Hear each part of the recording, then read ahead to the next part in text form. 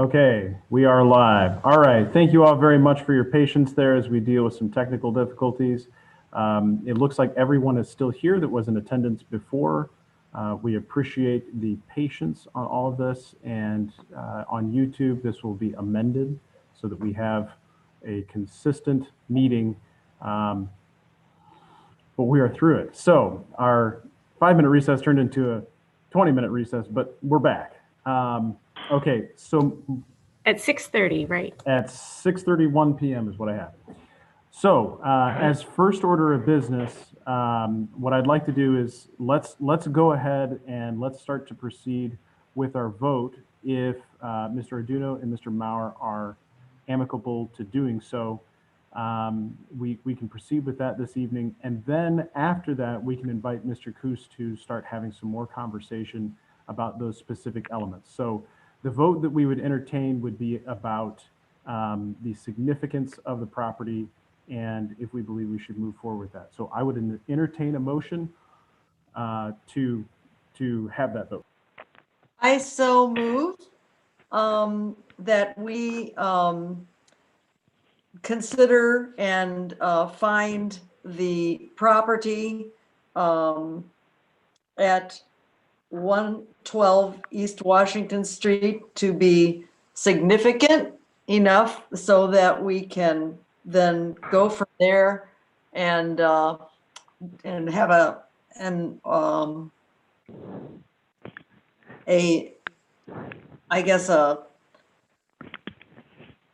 document drawn up by the staff that would be something that we could then remand over to the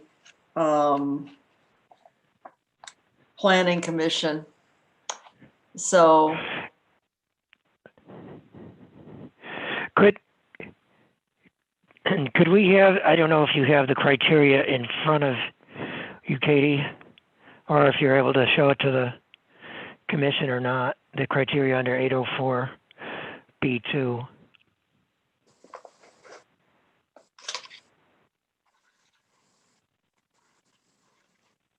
I didn't mean to interrupt you, Sherry. I'm sorry. That's okay. So that are you able to see my screen with the city code on it? Yes. Okay. So you made a motion. I have a question of clarification. You know, if you're motioning that it's significant, it has to meet just one of these criteria. Is there a specific criteria that you believe is met that you would like to include in your motion? Yes, let's see. Try to zoom in. I would say its character, interest, or value as part of the development, heritage, or cultural characteristics of the city, County of McLean, State of Illinois, and the United States of America. So that would be point A. And it certainly complies with more. Yes. Oh, absolutely. I mean, I would say it absolutely is all of these, but if I'm supposed to just mention one. No, one is the minimum. You could even, without reading them all, perhaps even just say that you feel that it has historic significance such that it should be dedicated S4 because it meets the following criteria, and say like A, B, C, and whatever. I don't know. I'm just giving you an example, I think. Right. Unless folks feel it should be differently phrased, well, perhaps everyone. I actually feel like it is all of these. I mean, it pretty much hits everything here. Its significance with a person or persons who was the original president of State Farm Insurance. It is an embodiment of a distinguishing characteristic of an architectural style, valuable to the period. Identification of the work of a master builder or architect. Obviously, the person who was the architect on this did know what they were doing, and it's obvious. the materials and craftsmanship would render it architecturally significant. Its character is a particularly fine or unique example of this structure, and is absolutely suitable for preservation. So Yeah. this hits it pretty much everywhere. And it's a huge part Kind of a of long motion. Do we, would that be the substance of a motion and we get a second? Do you feel like you could boil that down for the minutes, Katie? Yes. I'm sorry, Paul, I didn't want to get ahead Has of it been you. motioned? No, I think, so there is a motion on the floor for nomination of this property at 112 East Washington for determination of significance of this property in compliance with 44804 8 and those characteristics therein mentioned. And second.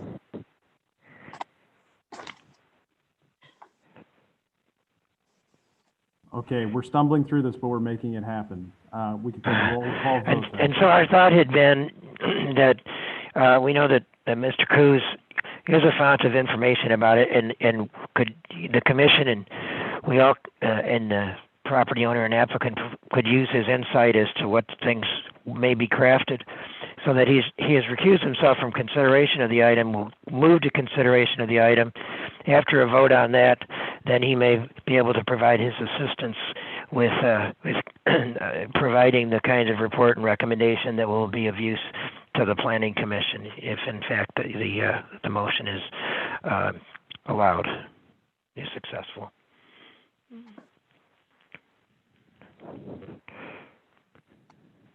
Okay, let's have a vote. Ms. Chazelle, Yes. Ms. Grayling, yes. Ms. Peters, Yes.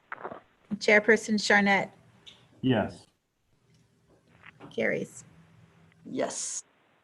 thank you. Okay, Mr. Coos can now rejoin, and we will use his font of knowledge for discussion regarding those elements that should be included in the report. Chairman Charnett, just for the just kind of for the record, is there any objection from either the applicant or the property owner to Mr. Coos' participation in this phase of the discussion? No objection for the owner. And certainly none from the petitioner. Thank you very much. I appreciate that, gentlemen. That's very, very kind of you. And legal is glad to get out of the way too. Good. Okay, onward. Let's move forward with talking and continuing discussion on those items. So we discussed elements regarding entrances around the exterior of the building and those elements in particular. Other elements that I think we definitely need to discuss, those lights, sign, other specific features, and parking. I have a question. So the current parking ramp, is that part of this property or not? I don't think that is part of this property, is it, Katie? I'm not sure. I'd probably defer to Mr. Orduno or Mr. Maurer. Yeah, this is Orduno for the owner. No, that ramp is owned by the same party, I believe, that owns the building on the other side of the block. The parking for this building has generally been in lots that are on Jefferson, east of there, like the 200 and 400 block of Jefferson. Yes, that's correct. So the zero lot line, just for everybody's clarity, the zero lot line basically comes to the back of the parking deck. And then there's an easement for that west door that comes, I don't know how many people have been in the building, but comes out into the lower level of that parking deck. There's an easement to allow for that access. There's some kitchen equipment that comes out the back, and then garbage and dumpsters and things like that are generally what that door is used for. So the other question I have would be concerning that west facade, that zero lot line. Are there, would we have looser restrictions on that front of the property as opposed to the other 3 sides of the property? I mean, I think there are certainly more prominent facades, but there are still elements to this, like as we talk about the sign and at the top with the penthouse and how we look at some of those things that are visible from the street. So typically we've viewed all of that as how it's visible from the street. If those things became less visible, perhaps we might be able to be a little bit more lenient on some of that. But for instance, those first 8 stories of brick where there are no windows, perhaps that might be something that someone decides to do something different with in the future. I certainly would entertain discussion about whether that needs to be quite as protected as the rest of it, since it is just a big brick facade. The one point with note on the west facade brick is, if you look at it, they use 2 different colors of brick to create a vertical emphasis. And so those brick colors that represent vertical emphasis, that should be retained in some manner. I would concur with that very much.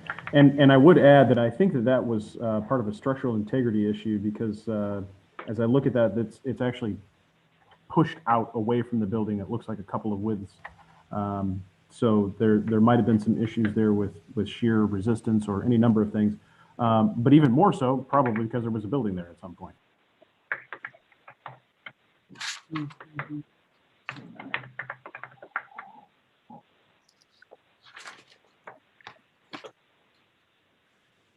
Yeah, looking back at this sort of 4 photos there, it's very obvious that that was an infill at that point. And so they had that, perhaps even for fire resistance more than structural.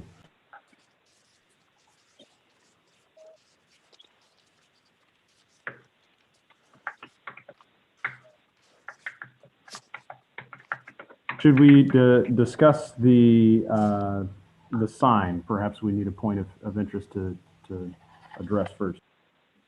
Chairperson Charnett, I'm sorry, just before we switch, I just want to clarify to Ms. Peters' point. Is the board considering one view shed to be more significant than the others? Or is it kind of like anything that's visible from the street what was the determination or the consensus? I believe it was visible from the street. When Paul mentioned that, there seemed to be some head nodding.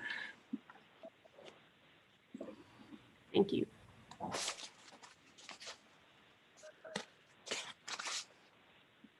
So regarding the sign, I think a particular element that is important, maybe not from a desirable standpoint, but from a purposeful standpoint, were the walkways underneath those signs.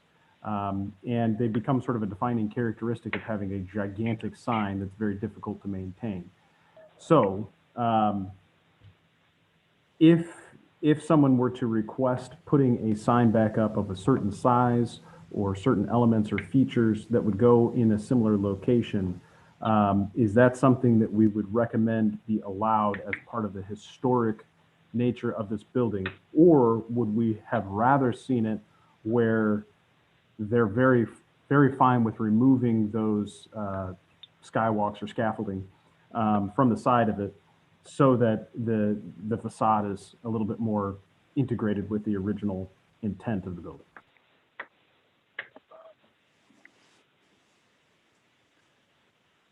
It would strike me that the restoration or replica of a sign that says State Farm would certainly be in keeping with the historic nature of the building. Such historic signage has its own kind of landmark status. There are a number of communities throughout the nation that actually recognize the value of those types of signs, and certainly would encourage the owner to work with State Farm to see if it's possible to more than memorialize that, but to actually to restore and reactivate such a sign. Now, I don't know how the owner would feel about State Farm being on top of the State Farm building. I don't know that, it would take a full generation before people stop calling it that. The Museum of History is still called the courthouse. The Bloomington Center for the Performing Arts is still called the consistory. And so it really is a multi-generational issue to turn such folk designations around.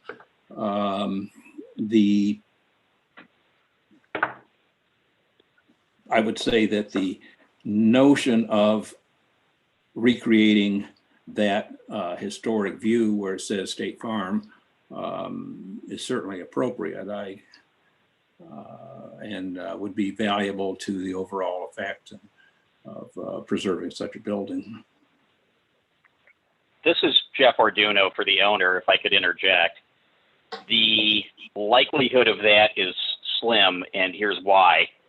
Kepler Vision is the primary tenant in the building and actually has the naming rights to the building. So any sign that's envisioned to come back would actually be a sign naming the building as the Kepler Vision building.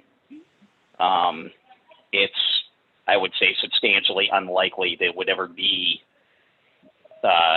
marked as the State Farm building again, at least in our going forward with the building. And I think that's an important thing in terms of the commercial viability of the building. So I love the notion that you brought up, but that's unlikely to happen. And in the direction that this is headed is towards Kepler being able to brand the building as its own, because of course it's their corporate headquarters and they occupy at this point about a third of the building. I think that's incredibly valuable information. Thank you, Mr. Orduno. I guess the piece in my head when I look at it, the name for the building is an extremely important name for any purpose. I think of Sears Tower as now the Willis Tower. I think of what was the Burj Dubai is now the Burj Khalifa. There's all kinds of buildings that have changed identities over the years because of the owners that occupy them. And perhaps in that regard, should we look at the signage as a form that can be still placed on the building rather than as specific text that has to be up there? So it may not necessarily need to say State Farm Insurance, but within the footprint of that existing State Farm Insurance that once was, signage could still be placed, sort of recalling back to those architectural features. If the signage was in the same scale, material, and color as a predecessor. Same typeface, if you will. It's not typeface, obviously, but the same graphic design. This is Orduno for the owner interjecting again. I suspect that Kepler would want to do a sign that's consistent with its own typeface style. So again, I think we're kind of approaching a point of difficulty there. To me, it's more of a stylistic question rather than an attempt to replicate what was there from State Farm. So another thing for the commission to consider would also be, under the existing sign code, I don't believe a sign that size would be permitted. So, the commission, rather than focusing on the content, could focus on, the size that they would allow, or that maybe is scalable to the building, the placement, time, place, manner type materials. That just a thought. Yeah, I mean, I look at a lot of skylines. This is the only building that's visible as you come in from Market Street. You sort of see it top out over downtown if you're coming off the interstate.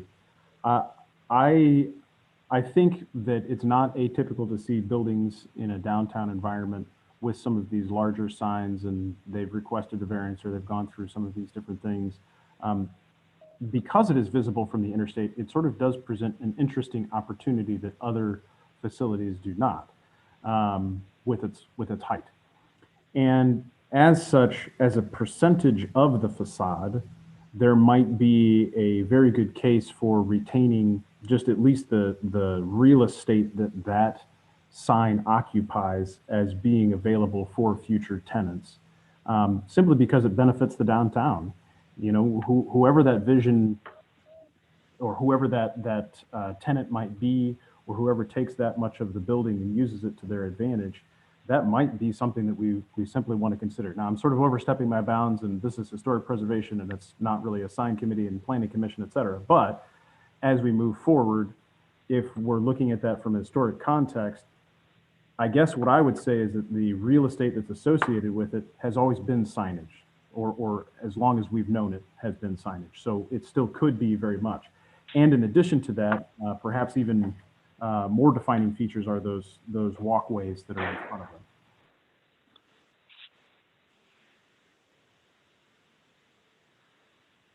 Well, I agree with your analysis, Paul, that specific part of the structure is historically signage and is defensible on that. I will leave it to greater minds than mine to determine what's appropriate in terms of signage and how the commission would review a sign proposal at some point in the future.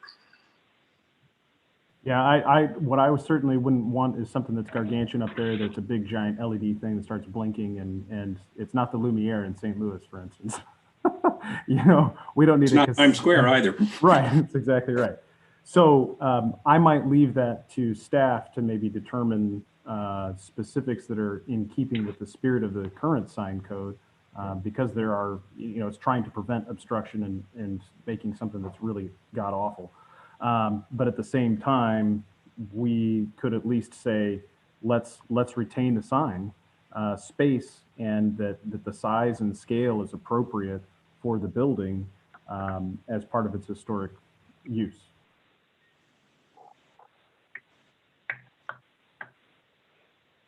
On behalf of the owner, I think that's an excellent perspective and very pragmatic to move forward with. Does anyone object to that? And maybe we could put that in the report or allow city to move forward with that. Did you get that wording, Katie? Well, thankfully we are being recorded, because I did not write down verbatim what was just said, but I will do my best to get it in that draft. And if Mr. Charnett wants to propose a recommendation, then we can do that at the next meeting too. Okay, well then I think the matter of signage is settled.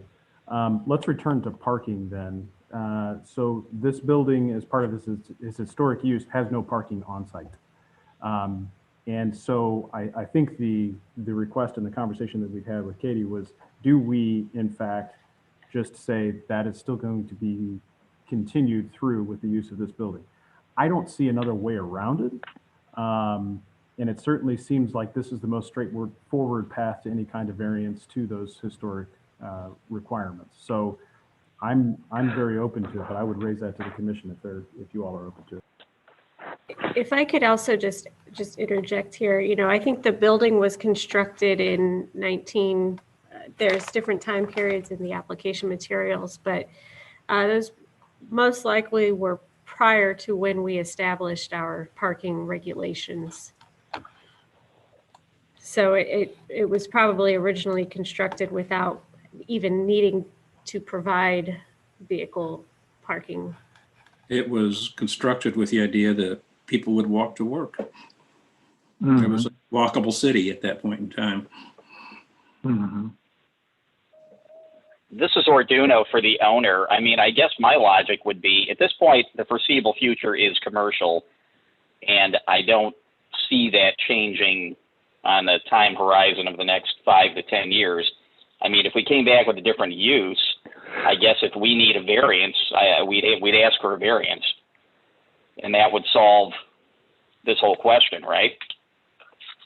Well, I think Could we actually state that the specific lot is inappropriate for parking? What we're specifically talking about is a parcel, and simply state that that parcel does not accommodate parking, and parking would be historically inappropriate on that parcel. Well, I think the issue is that for however many offices or however many bedrooms or however many things that you would typically put in that facility, whatever the use might be, that somewhere you have to provide on-street, off-street, some kind of parking. And when you change use, I think you end up affecting those counts. Is that a issue for this commission? That really strikes me as being outside of our purview. It is and it isn't in my head, because I guess where I'm going with this is saying that historically there was no parking that was provided. The parking that was provided was sort of on an at-will basis or as available basis, and that moving forward, whatever use that this thing becomes is definitely somebody else's problem, I guess is what I'm saying. But that we can say within this context that it might be a lower number than we would normally have, because there's not a lot of space downtown. We're relying on other structures to accommodate it. Mr. Coos, it is outlined in chapter 44.8-4 that the commission in your final report would give recommendations as to the appropriate parking regulations necessary or appropriate to the preservation of the district. So I understand your question. I just wanted to point out that is in the final report and called out in the ordinance as something that the commission can recommend, if you want to the planning commission and to city council for consideration. Yeah, I mean, parking. Please go ahead. This is Orduno for the owner. I mean, I think we could probably stipulate that we're not going to put any parking on that zero lot line lot, because it's not like we can tear off a corner of the building. I envision that the concern there being if you had a larger parcel, maybe with some outbuildings, and the question is, are you going to tear down outbuildings that are historic to create more parking? I just hear I don't even know what we would do unless we tried to turn an interior part of the building into parking, and I don't think that's on the horizon. So I'd stipulate no parking on the parcel, if that answers this. Yeah, for me, I certainly agree that would be appropriate. My concern is more that the uses that you want to put in there, historically, there have been essentially reduced parking requirements for this building, and that moving forward, I'm suggesting that we still have reduced parking requirements for the building. What those reductions are, I have no idea. And I don't know what that would be, but much like we have a parking impact zone, it might be something that the city wants to examine that would be appropriate, simply just saying that their reductions are available. Chairman Charnett, may I interject something? Please. The State Farm, as the petitioner, I support what the owner is recommending, and I think that the conversation is additive here. My experience is that State Farm occupied that building and filled it up for many, many years with people who drove to work every day, and I'm not aware that we had a special use permit or a variance to. So I think the volume of surface parking that State Farm provided within a walkable distance, and I recall was adequate and met the zoning codes, is my best recollection. I do know that when our unit moved downtown from corporate, one of Steve Ambrose, the architect who wrote several of the pieces that I included as supplemental material, he did a study on the parking and walking distance because it was an issue with some of the employees. They felt that they were having to go further. So there's some documentation around that. And since the current owner is intending to maintain the same use, I don't see that there's actually a problem with parking. Now, if the new owner should select to do residential, I'm not sure what the parking density is on residential per unit, and that may require a special use or a variance, but as is right now and for the foreseeable future, as I said, that the existing parking should be adequate. You're not going to certainly tear down any of the building to provide parking. So it's kind of a status quo ante deal where they have adequate parking. They're going to maintain that parking and utilize it. I suppose if they were to take some of that off-site parking and develop it for other uses, housing or commercial or whatever, then that might be an opportunity to mandate that they would have to, provide additional surface parking for their office commercial use. But right now, I think it meets the criteria for parking. If I could just offer some thoughts. So the property zone D2, the parking regulations were amended in 2019, and D1 is previously under the past zoning, the B3 district. No off-street parking was required for uses in the downtown.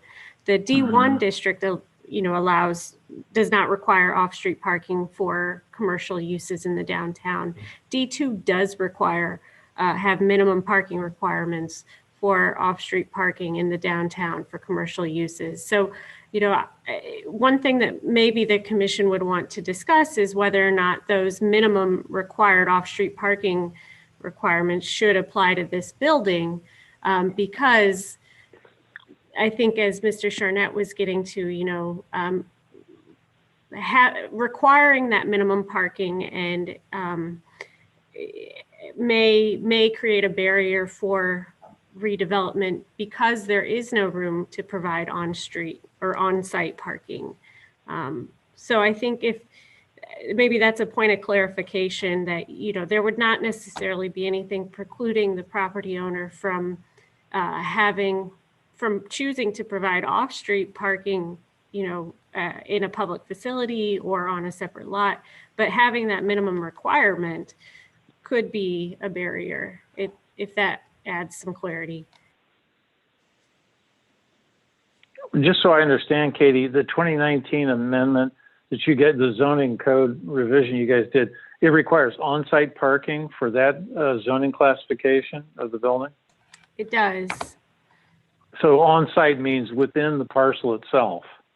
It does, yes. And there's certain provisions. There's certain provisions for allowing, shared parking or parking exemptions because of bus access and walking and other things. But I think, looking at the building, that parking could be a potential barrier in the future, and that this could be an opportunity to reduce that or remove that barrier. So that would be something you'd recommend for the Planning Commission to consider as part of their deliberations on this petition. Is that correct? I would defer to the discussion and to the commission and the applicant if they have any objections to that. But in the draft report, we can word it in such a way as to where it kind of calling out the massing of the building and the significance of it being built out to the zero lot line, that providing on-site parking would compromise the historic integrity of the building. And so, well, and I don't want to put too fine a point on it, but so right now they're not technically in compliance with the zoning code on parking, right? Or is there some waiver that was granted for existing conditions? I'm unclear on that, Katie.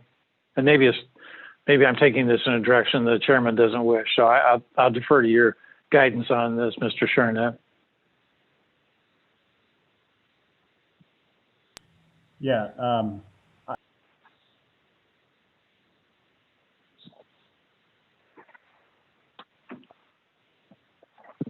Okay, I don't know what happened there. Sorry, I disconnected for a second. Yeah, I think in this piece of the discussion, I think it's been certainly clear that we're not going to achieve any kind of on-site parking on this particular property, and that's probably going to be the case both now and forever, or as long as this building shall live. So I think with that being said, our obligation at that point is just to say no on-site parking was historically provided, and no on-site parking would probably be, there's no precedent to continue with on-site parking. Other than that, I think what I'm hearing from everybody is that moving forward in the future, that would be left up to whatever planning commission, whatever zoning variances would need to be established. Is that right?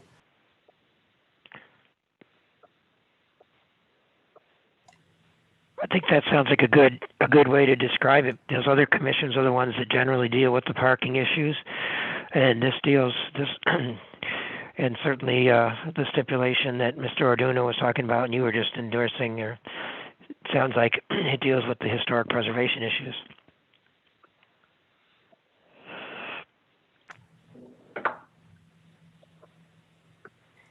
And that maintaining the building mass and footprint kind of, it sounds like creates like a physical hardship for providing on-site. Is that what you're? It's antithetical to the preservation of the building.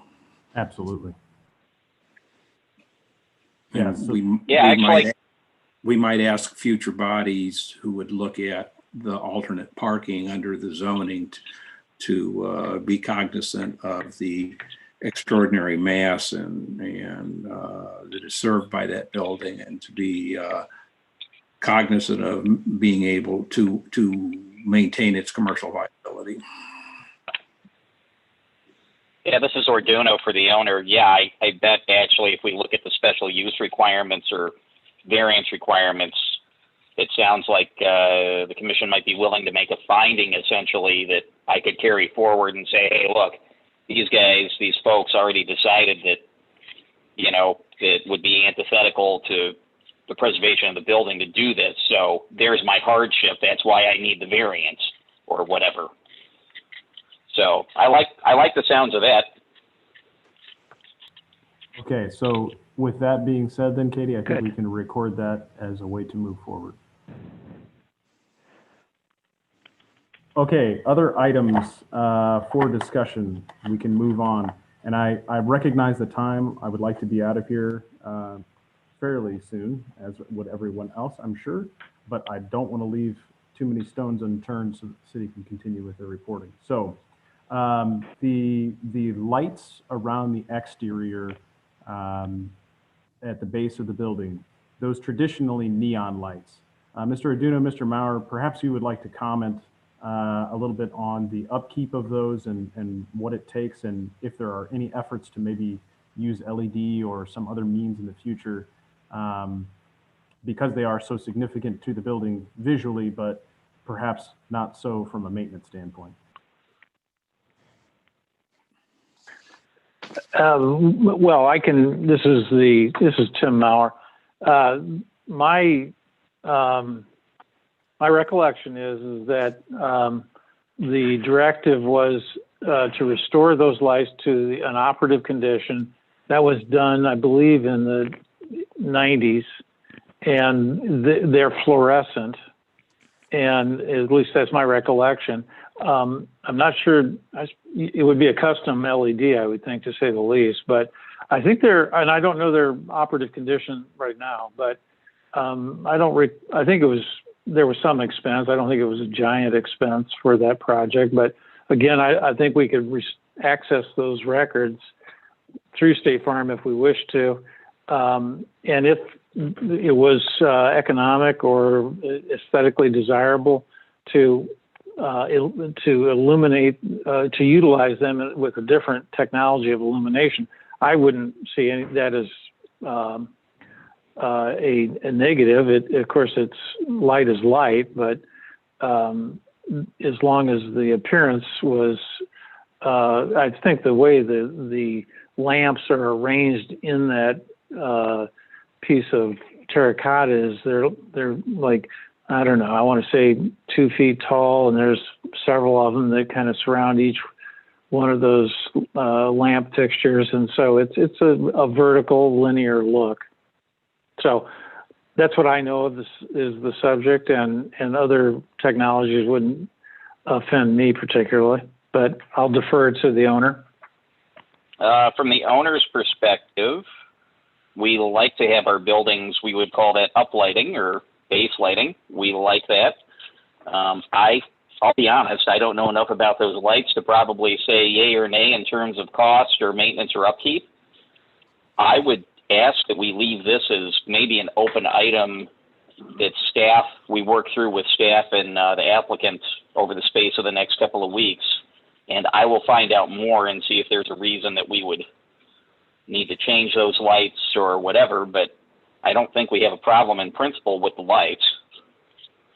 Okay, my concern, and especially why I'm bringing those up, is that they do represent kind of a significant architectural element to the bottom of the building, and particularly how that building looks at night. There is a concern that I have about if you do switch to LED technology, the coloration of that can be totally different. You could switch to RGB, for instance, and now we got red lights going around the building. You know, there's some concern that I would have about how that would be approached, and whether or not staff should include in the report something to say that the look and color should be similar to what's there now. But I also don't want to limit you from having technology in the future that makes that thing be a little bit more efficient than it is right now. I would say the importance of the lighting is its positioning, the terracotta surrounds, that those are clearly need to be called out. The particular lighting technology I would view as a reversible condition. Why shouldn't it be red and green at Christmas and, you know, blue, red, white, and blue on the 4th of July? I mean, there's no reason why current technologies can't be applied as a painterly kind of light on a historic building. So I wouldn't get too hung up about the lighting technology, but rather talk about the maintenance of the lighting, the facility, the framework that was created for whatever lighting would ever be used or contemplated there. They turned the lights off during World War II. And so they were off for 50 years. So, you know, historically speaking, yes, there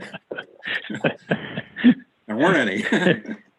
No, I think that's a very valid comment. And my only add-on to that is that the size of whatever luminaire goes into that receiver would still need to be similar to something that is there now, because of what I get concerned about is if you switch technology, you put the skimpy little thing in there, it has no look during the day that is similar to what it would look like at night. Yeah. I think you could drop LEDs down a plexiglass tube and have something to be darn close. Yeah. So for me, and if the commission will hear it, for me, I just love to see something that is similar in scale and luminescence and that kind of thing that would fit within each one of those receivers.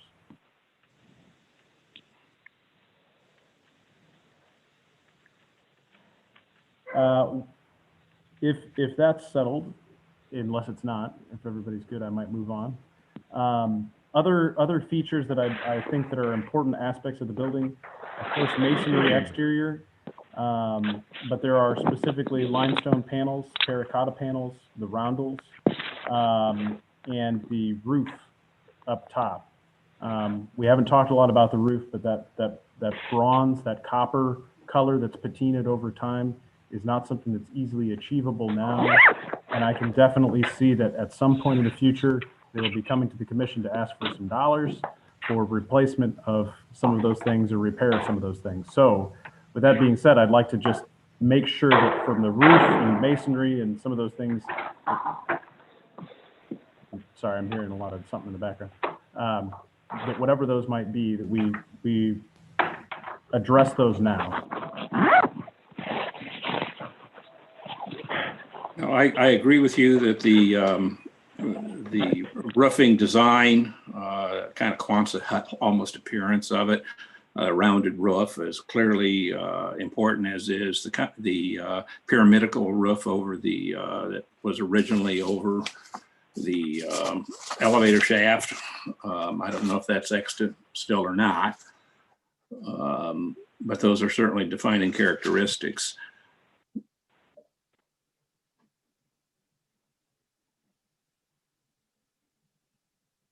I would like us to add appearance of the small historic lobbies and the interior of the first floor, the coffered ceilings, and the pilasters with Art Deco motifs are significant. They are extant and should be preserved. Mr. Cruz, I'm sorry, are those on the Interior, those are three areas of interior areas worthy of preservation: the two elevator lobbies and the interior, what's left of, and there's quite a bit of it, the coffered ceilings and the pilasters, which carry Art Deco motifs. And while I agree with you in principle, Mr. Cruz, I don't know that we have the authority to restrict what happens on the interior based on the code requirements there. So I'll defer to Katie maybe on what we can enforce and what we can't. Thank you. Yeah, the S4 zoning overlay, the ordinance articulates that it applies to the exterior of the building. But because, you know, this is on the National Register, if the developer, the owner were at some point to use tax credits, that would then assist with the interior. It's just that the city does not have the authority to regulate the interior. Okay, thank you for that correction. Could the minutes reflect that I attempted to get that in there, should that ever be a question? We will definitely add those.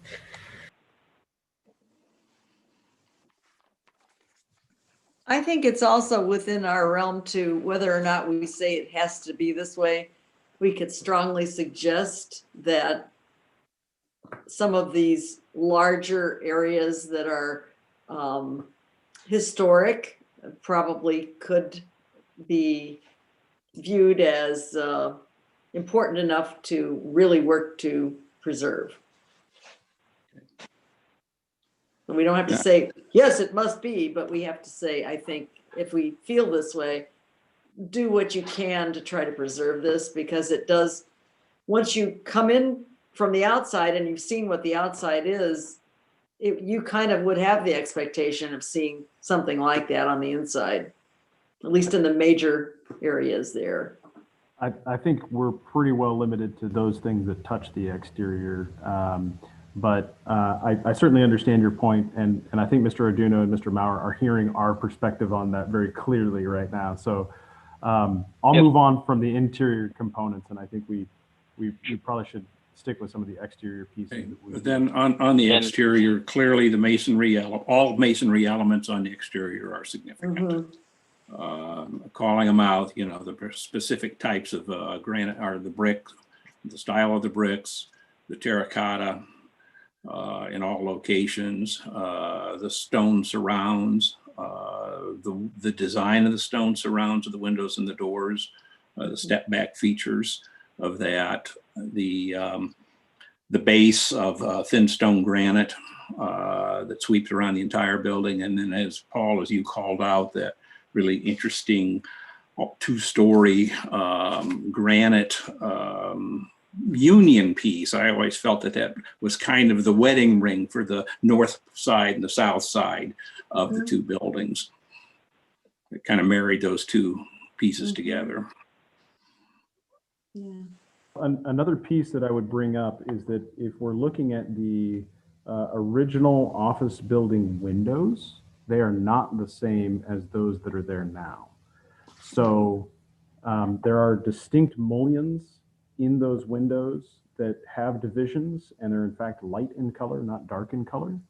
I'm looking, there's a picture right here on the third page of Schaefer and Houghton's information book that was included. So you can clearly see that there are mullions in there that do not exist today. So in terms of changing those in the future, I think we probably need to have just a brief discussion about what makes sense.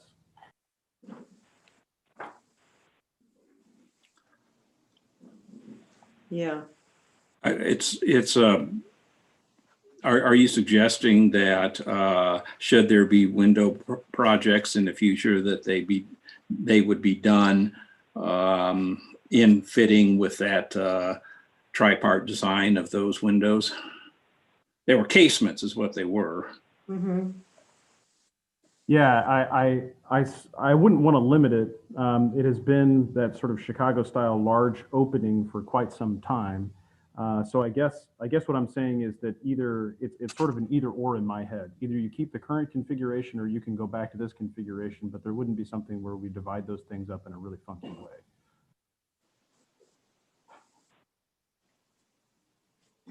Okay, so would that be uniformity of window design? I think is what I hear you say. Yeah. And that it's essential to keep uniformity of window design. Mm-hmm. Yeah, I think it's very important to keep uniformity of window design. And I would add that the appearance should be as similar to either that look or the current look.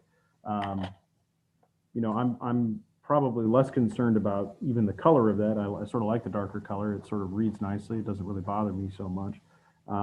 But in terms of the historic context of that, having divided lights could make a lot of sense. And this is where I'm going with that. If you decide to change the use of this into an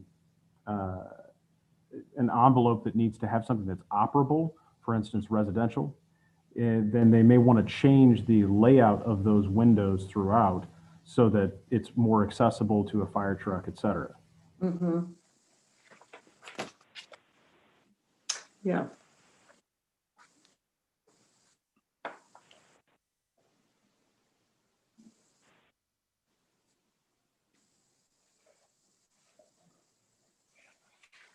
I would hesitate to get too specific so that our call outs are not designed directive for future non-historic work.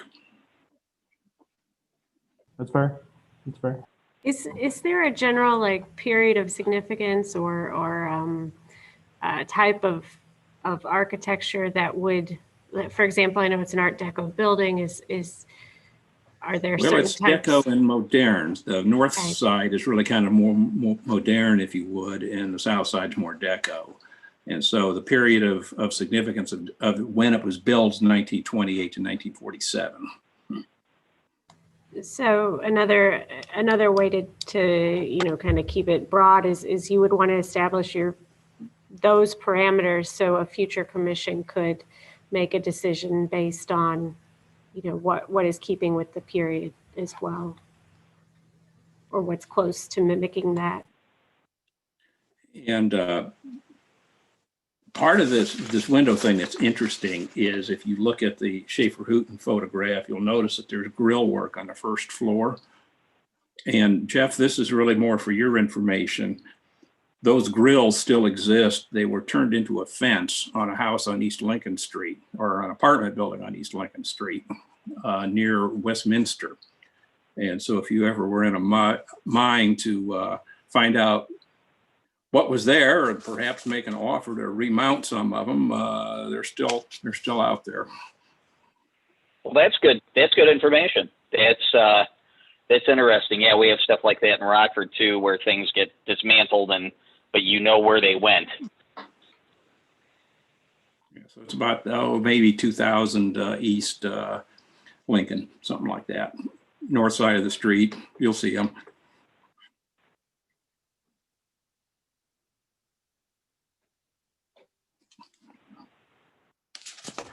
Okay, so we have masonry, we have windows discussed, we've discussed the roof and that we believe that those things should be retained in size, scale, and color.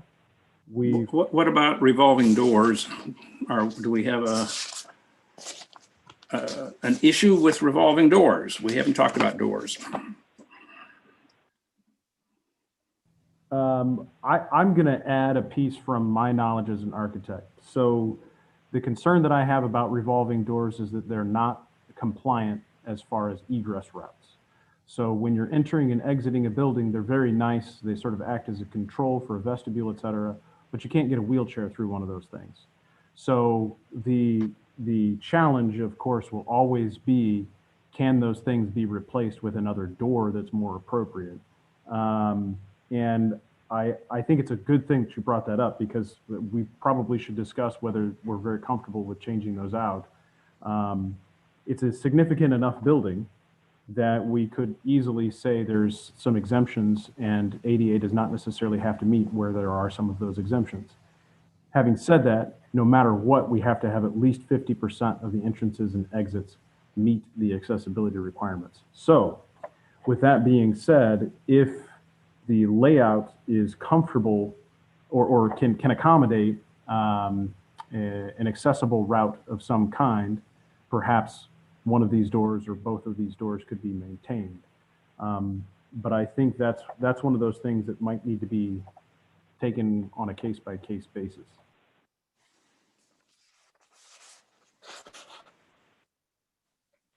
For the owner, I like that perspective.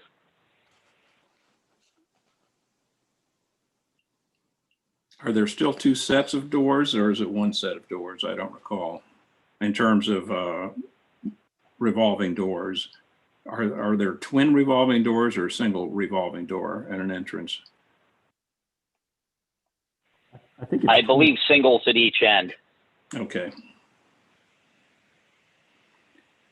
And part of the door situation, we need to call out the chevron design of the lights, the window lights, if you will, above those entryways. That there is a strong design motif in those.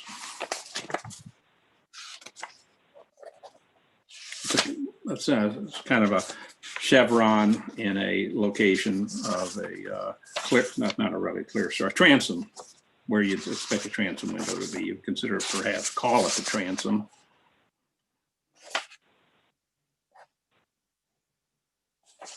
Yeah, I concur with that.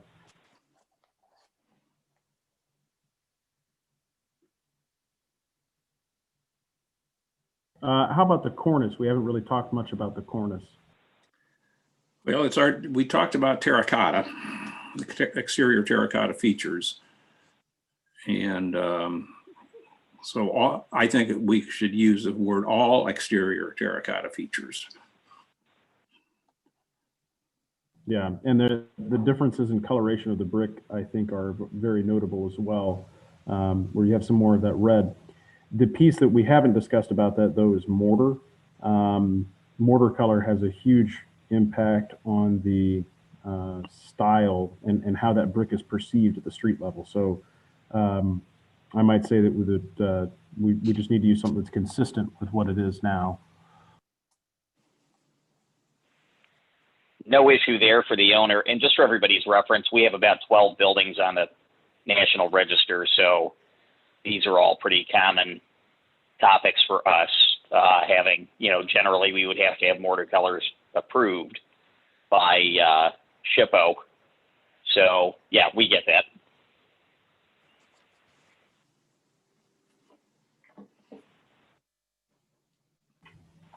I think we've probably covered most items here. If anybody else has any others. Yeah, building height. At times there have been discussions about truncating the building to make it commercially viable.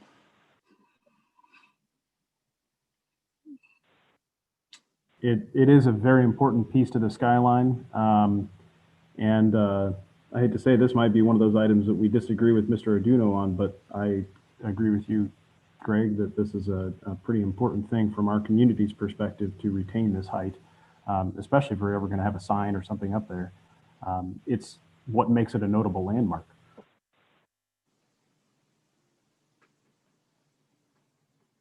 Maybe you agree with us, Mr. Orduno, and it's all the better. You're talking about the building height? The building height? Yes, sir. Oh, well, I don't think that's in dispute. Well, you're talking about not reducing the height of the building? Correct. Oh, Well, I don't think that's an issue. Wonderful. Yeah, I can't conceive of a scenario where we do it, to be honest. So yeah, that's fine. Mr. Charnett, Yes, Ms. Giselle. I am struggling to hear you. Your I don't know if you could turn it up or what on your end. I don't know. It's real. I'm struggling really hard to hear what you're saying. Should I talk with a more deep voice?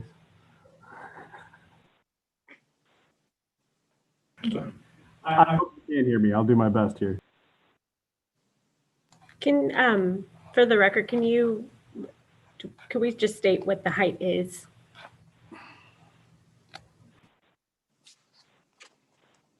It's, I think, is it 13 stories? I think one's 12 and I think one's 13. I don't know. I think That's correct. It's 13 at one end and 12 at the other, I believe. There is the penthouse on top and the elevator. Right. And I was about to say that. And then you've got the roof deck on top of that with the penthouse.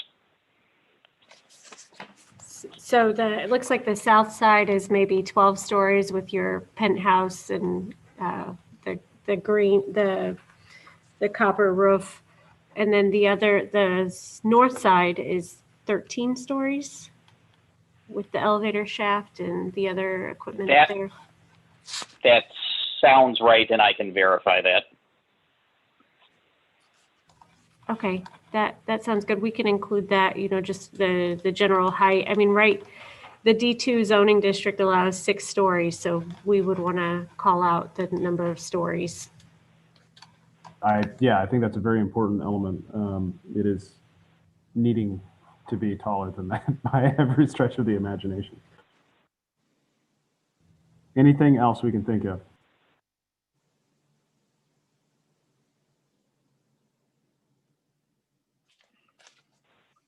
The spandrels, of course, that falls under all masonry, but we haven't called them out. There are 2 kinds of spandrels. On the south side, they're composed of tile with the sills being made out of terracotta. And then on the north side, they are made of granite slab. I do not know what the sills are composed of, but they're 2 separate types of material and need to recognize that should be maintained.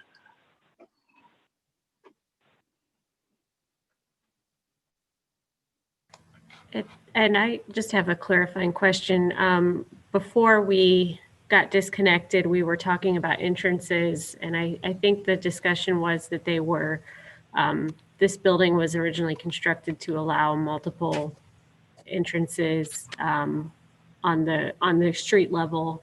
And so changes to that in the future, could be appropriate. Yeah, provided that the major features are left. We're not so concerned about the glass or cutting through, but for instance, the dolomite needs to stay, right? You said dolomite, Gregory. Yeah, yes. The dolomite stone surrounds, yeah. I was going to ask, what is dolomite? But Dolomite is it's not a decidual, it's a sedimentary rock. There are large deposits of it in Joliet, Illinois. It has that tan color, which is quite unique. You've seen many of these kind of tan rusticated stone buildings. Well, this is a utilization of that. It's kind of interesting that they brought it back. It has a nice soft color. Many of the buildings at Chicago and Alton Shops were built out of that material. You will sometimes see a few old houses in Bloomington that have dolomite stone foundations. Not many. It might be a half dozen at most. Yeah, it's a sandstone, so it's going to kind of absorb a lot of moisture and want to crack on you, whereas limestone typically does not have quite that same problem. I don't know that it is. I'm going to look at. I don't think it's sandstone. We'll have to get a geology textbook. Hey, limestone is technically a sandstone too. Yeah. Okay. In any case, it's significant. We'll have lunch on that one, Greg. We'll see where we land. Okay, if there are no other elements, then I think we should probably let this information be given to the city and they can prepare a report according to it. I don't know that we need a motion for any of this. Just ask George. I don't think so. Yeah. Yeah, I don't think you do. These are, you're really just kind of asking staff to come back with some findings as to things that should be preserved or that should be put in a report for recommendations, and also with a resolution, right? So it's more a request than an action item.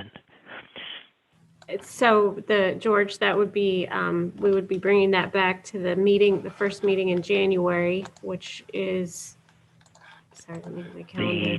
The 21st, I think. 21st, okay. And then the board may take action at that time. Right, I'm asking. Yeah, we'll be coming back with the resolution and a proposed report. Does that sound accurate to folks? The consensus here? Yes. Yes, I believe Yes. it does.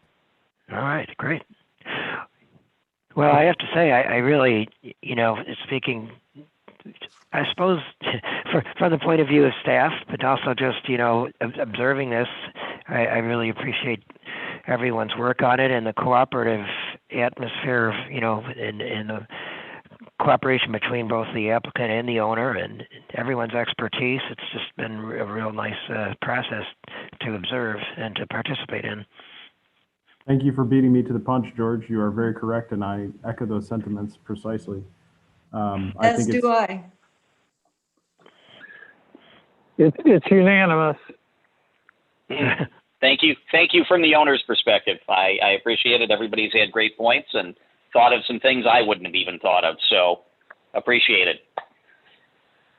That's Yes, what thank this you, group Jeff. does.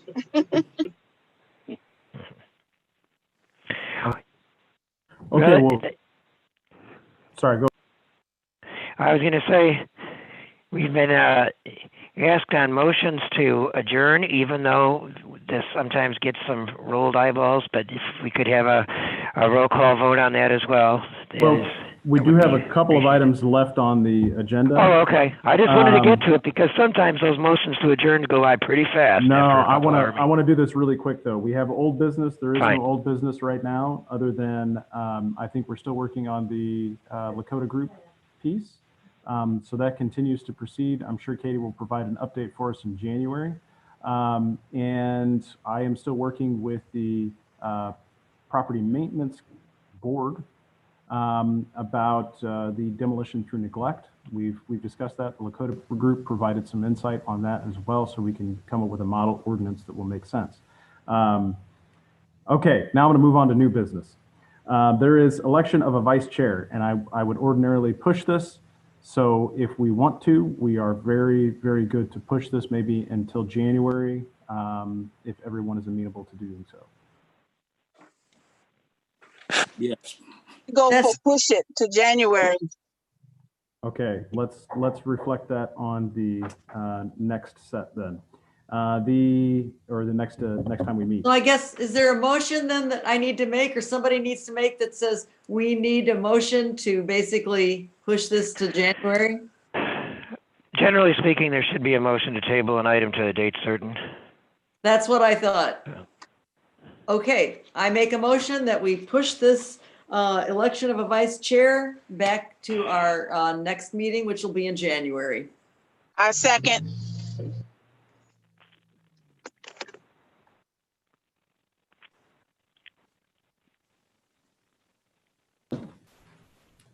Mr. Coos, Yes. Ms. Chazelle, Yes. Ms. Grayling, Yes. Ms. Peters, Yes. Chairperson Charnett. Yes. Okay, then we will move on to the next item, which is the most important item of the evening, and that is introduction of Ms. Peters. Can we just push that to January too? Give us a quick update because it'll disappear. This is your one opportunity to This say is how my wonderful you my are. one shot right here. Hi, I'm Dawn Peters. I've lived in Bloomington for 17 years. In 2004, my former partner and I were responsible for moving and starting the preservation of the Oscar Mandel House in town. And that was kind of a big deal. And I worked extensively with the Old House Society, with the City of Bloomington, and with the Historic Preservation Commission at the time on that throughout several years. I no longer own that house, but I did learn a lot of lessons, and it led me to my career in real estate. I've been a real estate agent now for 5 years. My passion is obviously old houses. I'm one of the few agents in town that is kind of known for that. So that's probably it. Well, thank you very much. Welcome to our humble commission. Thank you for your service, and we look forward to all that you will bring to this group. Thank you. Yes, welcome. Okay, with that, I would entertain a motion to adjourn this very, very lengthy and challenging meeting. Okay. Come on, Is that a Georgie, motion? the second on this. Huh? Counting What'd you that as a say? second, so Georgine just seconded. We're moving on. Okay, I sure did. there you go. Okay, final vote. Mr. Coos, Yes. Ms. Chazelle, Yes. Ms. Grayling, Yes. Ms. Peters, Yes. and Chairperson Charnett. Yes, this meeting is adjourned. Thank you. Merry Christmas. Thank Merry you. Christmas, Christmas. everyone. Merry Christmas. Merry Christmas. Well and stay Merry well. Christmas. Enjoy your holidays. Happy, enjoy your holidays. Thanks very much, everyone. Have Bye. a wonderful new year. See you in the new year. All right, bye-bye.